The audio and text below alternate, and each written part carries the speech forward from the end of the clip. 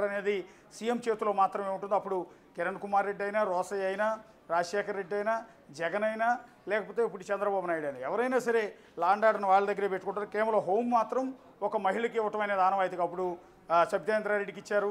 జగన్ సర్కారులో మొదట సుచరితకి ఇచ్చారు. ఆ తర్వాత ఇంకో 2.5 ఏళ్ల పాటు 2.5 ఏళ్ల పాటు హోంమంత్రిగా తావేటి వనితకు ఆ పోస్ట్ ఇవ్వటం అనేది జరిగింది. ఈ నేపథ్యంలో మరోసారి ఎస్సీ మహిళకు అనిత వంగలపూడికి హోంమంత్రిగా అవకాశం అనేది తెలుగుదేశం పార్టీ కల్పించింది. సత్యకుమార్ యాదవ్ ఆయనకు ఆరోగ్య శాఖను ఇవ్వటం అనేది జరిగింది. ఆరోగ్య శాఖ అంటే గతంలో కూడా 2014, 2019లో బీజేపీ, జనసేన, టీడీపీ కూటమి అధికారంలోకి వచ్చింది. అప్పుడు పవన్ కళ్యాణ్ డైరెక్ట్గా పోటీ చేయలేదు కానీ ఇండైరెక్ట్గా సపోర్ట్ చేశారు. కానీ క్యాబినెట్లో టీడీపీ మంత్రులతో పాటు బీజేపీ నుంచి గెలిచిన వారికి కూడా మంత్రి పదవులు ఇవ్వడం అనేది జరిగింది. అప్పుడు కూడా ఆరోగ్య శాఖని కృష్ణా జిల్లా కైకలూరు నుంచి గెలిచిన కామినేని శ్రీనివాస్కి కేటాయించారు. 5 ఏళ్ల పాటు అంటే లాస్ట్లో మళ్ళీ ఇద్దరి మధ్య విభేదాలు తలెత్తి టీడీపీ, బీజేపీ విడిపోయే వరకు కూడా కామినేని శ్రీనివాస్ ఆరోగ్య శాఖ మంత్రిగా ఉన్నారు.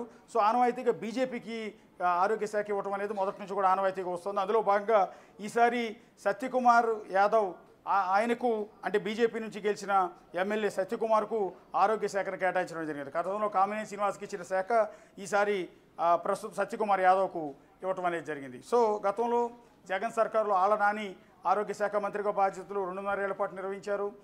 తర్వాత 2.5 ఏళ్ల పాటు విడుదల రజని ఆరోగ్య శాఖ మంత్రిగా మొన్న ప్రభుత్వం పడిపోయే వరకు పనిచేయడం జరిగింది. ఇద్దరు ఆరోగ్య శాఖ మంత్రులు జగన్ సర్కార్లో పనిచేశారు. ప్రస్తుతం కూటమి ప్రభుత్వంలో సత్యకుమార్ యాదవ్ అంటే బీజేపీ నుంచి గెలిచిన సత్యకుమార్కు ఆరోగ్య శాఖ and family welfare and medical education మొత్తం కూడా ఇవ్వడం అనేది జరిగింది. అండ్ నిమ్మల రామానాయుడు పశ్చిమ గోదావరి జిల్లా పాలకొల్లు నుంచి 3వసారి ఎమ్మెల్యేగా గెలిచిన ఆయనకు మంత్రి పదవి దొరికింది. ఆయనకి వాటర్ రీసోర్సెస్ డెవలప్మెంట్ని ఆయన కేటాయించడం అనేది జరిగింది. ఇది కూడా అత్యంత కీలకమైన శాఖ అని చెప్పాల్సి ఉంటుంది. ఇక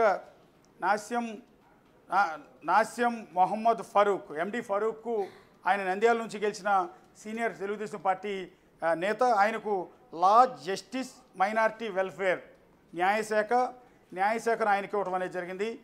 గతంలో 2014, 2019 మధ్య న్యాయశాఖను టీడీపీలు మచిలీపట్నం నుంచి గెలిచిన కొల్లు రవీంద్రకు అప్పటి తెలుగుదేశం ప్రభుత్వం కేటాయించింది.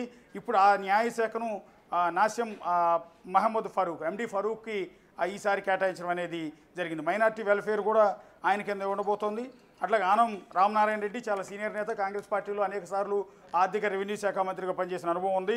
ఆయనకి ఈసారి ఎండోమెంట్ శాఖను కూటమి ప్రభుత్వం కేటాయించడం అనేది జరిగింది. వైఎస్ఆర్ కాంగ్రెస్ పార్టీలో లాస్ట్ కొనసాగి చివరిలో తెలుగుదేశం పార్టీలోకి చేరారు. గతంలో ఆర్థిక శాఖ మంత్రిగా అనేకసార్లు బాధ్యతలు నిర్వహించారు.